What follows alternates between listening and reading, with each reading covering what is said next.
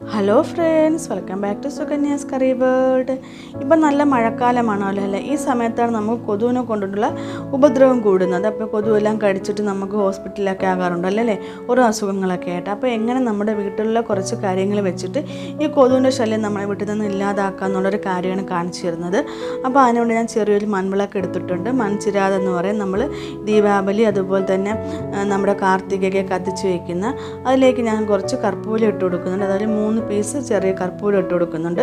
നമ്മൾ പൂജയ്ക്കൊക്കെ എടുക്കുന്ന കർപ്പൂരമില്ലേ, അതാണ് ഞാൻ എടുക്കുന്നത്. അതാണ് നമുക്ക് വേണ്ടത്. അതിട്ട ശേഷം നമ്മുടെ ഈ സ്പൂൺ വെച്ചിട്ട് നമുക്ക് നന്നായി പ്രസ് ചെയ്ത് കൊടുക്കുക. അപ്പോൾ നന്നായി പൊടിഞ്ഞ് കിട്ടും.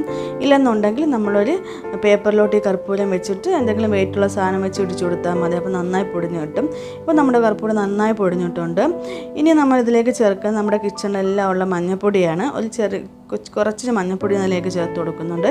ഇപ്പം ഞാൻ മഞ്ഞൾപ്പൊടിയാണെങ്കിലും നമ്മുടെ കർപ്പൂരമാണെങ്കിൽ കുറച്ച് ചേർക്കുന്നത്, ചെറിയ വിളക്ക് കത്തിക്കുന്നുണ്ടാണ്. ഇപ്പം നിങ്ങൾ വലിയ വിളക്കാണ് എടുക്കുന്നതെങ്കിൽ അതനുസരിച്ചിട്ട് ക്വാണ്ടിറ്റി കൂട്ടി കൊടുത്താൽ മതി.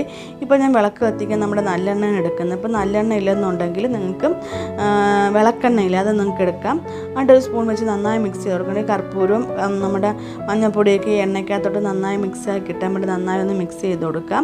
ഇപ്പം അങ്ങോട്ട് നമ്മുടെ ഈ എണ്ണയ്ക്കകത്തോട്ട് മഞ്ഞൾപ്പൊടിയും കർപ്പൂരമൊക്കെ നന്നായി മിക്സ് ആയിട്ടുണ്ട്.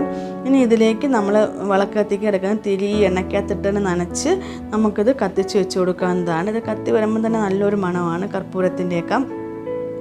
അപ്പോൾ നമുക്ക് കൊതുവിൻ്റെ ശല്യം കൂടുതലുള്ള നമ്മുടെ കിച്ചൻ്റെ ഭാഗത്താണെങ്കിലും അതുപോലെ തന്നെ ഫ്രണ്ട് ഡോറിൻ്റെ ഭാഗത്ത്, പിന്നെ ബെഡ്റൂം, അങ്ങനെ എവിടെയാണോ കൊതുവിൻ്റെ ശല്യം നിങ്ങൾക്ക് കൂടുതലുള്ള അവിടെ കൊണ്ടുവന്ന് വെച്ച് കൊടുക്കുക. നല്ല റിസൾട്ട് കിട്ടുന്ന ഒരു റെമഡിയാണിത്.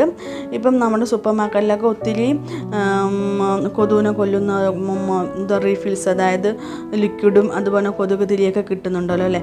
അത് നമ്മൾ വെറുതെ പൈസ കൊടുത്ത് വാങ്ങിച്ച് നമ്മൾ പൈസയും കളയാൻ വേണ്ട. നമ്മുടെ ആരോഗ്യത്തിനും ഒരു എന്താ പറയുന്ന ദോഷമില്ലാത്തൊരു കാര്യമാണ് ഈ ഒരു എണ്ണ വെച്ചിട്ട് നമ്മളിങ്ങനെ തിരി കത്തിച്ച് വെച്ച് കൊടുക്കുകയാണെങ്കിൽ, കുട്ടികളുടെ വീട്ടിലാണെങ്കിലും ചെറു ശ്വാസം മുട്ടൊക്കെ ഉള്ളവർക്ക് വീടുകളിലൊക്കെ ആണെങ്കിൽ ഈ മോസ്കിറ്റോ തിരിയൊക്കെ കത്തിക്കുന്ന അവർക്ക് അതിൻ്റെ പുകയടിക്കാൻ വല്ലാത്ത ഇറിറ്റേഷനൊക്കെ ഉണ്ടാകും. അങ്ങനെയൊക്കെ ഉള്ളവർക്ക് നല്ല അടിപൊളി ഒരു ഹോം റെമഡിയാണ്. അപ്പോൾ ഈ വീഡിയോ ഇഷ്ടപ്പെട്ടിട്ടെങ്കിൽ ഉറപ്പായി ട്രൈ ചെയ്ത് നോക്കുക. ലൈക്ക് ചെയ്യുക, ഷെയർ ചെയ്യുക. ഇനി അടുത്ത നല്ലൊരു വീഡിയോയുമായി വരുന്നതായിരിക്കും. Bye, thanks for watching.